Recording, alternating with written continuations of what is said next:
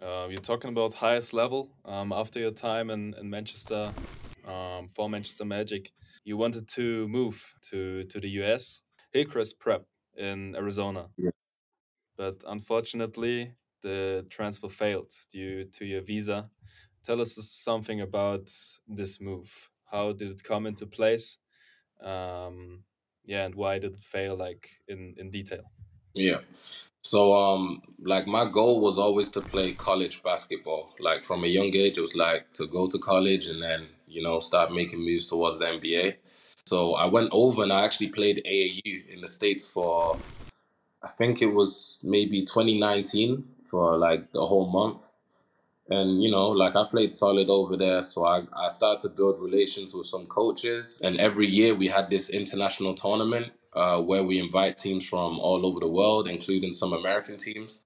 And one of the coaches got in touch with me and was like, hey, like, we're interested in you. Like, if you don't commit to a college, like, we're happy to have you at our school, which was the coach from Hillcrest Prep.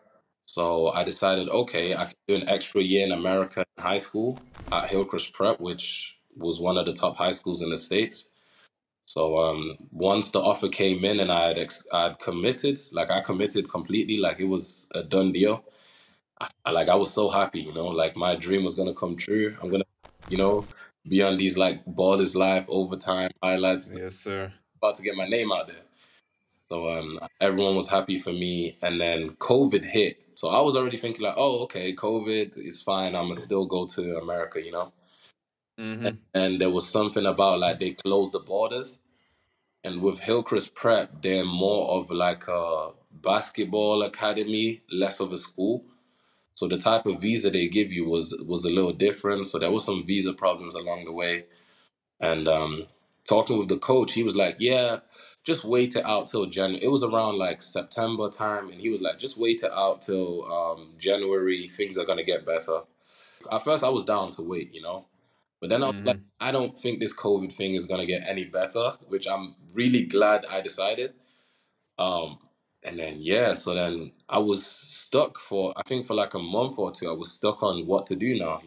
It had to be hell though, because like Hillcrest Prep is proper It's program, like one of the huge. best. The Andrew Yeah, Ayton been there, like exactly. you visualize your future there. You're like, damn, like COVID out of nowhere, like who invented this stuff? Like, I remember I played AAU when I was playing AAU in the States, there was a guy from Germany also.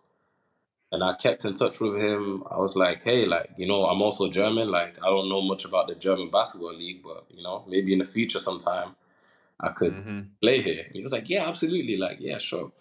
So then I remember I texted him just in COVID, like we're just talking. It's like, hey, man, like, I've got my end of season highlights. Like, do you mind just, sharing it a little bit? And it's like, yeah, sure. So he shared the highlights, and I think the next morning I got a call from Bayern Munich. I think it was Bayern Munich first that called. And it was like, hey, we're interested. We would like you to come to Germany for a tryout. And, you know what I'm saying? Like to see you in person and stuff. And at first, like, again, I didn't know that much about German basketball. So in my head, I was like, I don't know. I'm A little hesitant. still committed to the Hill prep, Like I was like Yeah, sure. to help with prep. And yeah, so then EBAM also called. They're also a basketball team Mm. in Munich, if you guys know. yeah. Yeah. But they Mhm. all Mm-hmm. called, and I was like, yeah, I mean, it's cool and all, but I want to go to America. Yeah, I see. Um, so I said, you know what? Okay, I'm start home anyway, so I might as well just go. So I get on a plane and I go to Munich. I've not been back in Germany in probably like 10 years. So like everything was like nostalgia for me. I'm like, oh, Mm. I remember this. Mm-hmm. I get there and so the first week I was with IBAN. So, and I'm glad I did that because, because COVID hit, there was no facilities in the UK for me to work out at. So I was just Yeah. working out at the park with like, at most, three people. Like, Mm-hmm. I don't want to be in close contact with other people that much. Like, I'm just working out. Tough. Exactly. So I'm S- trying to stay ready, just trying to get some shots up at a park. It's not the best, but you gotta do what you can.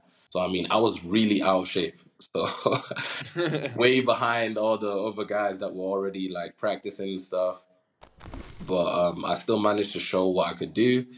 And EBAM was interested, and they was like, okay, we want to sign you. I was like, yeah, I'm still committed to Hillcrest. I'll let you guys know, like I'm still committed to a high school in America. We'll see how things go. And then afterwards with Bayern Munich.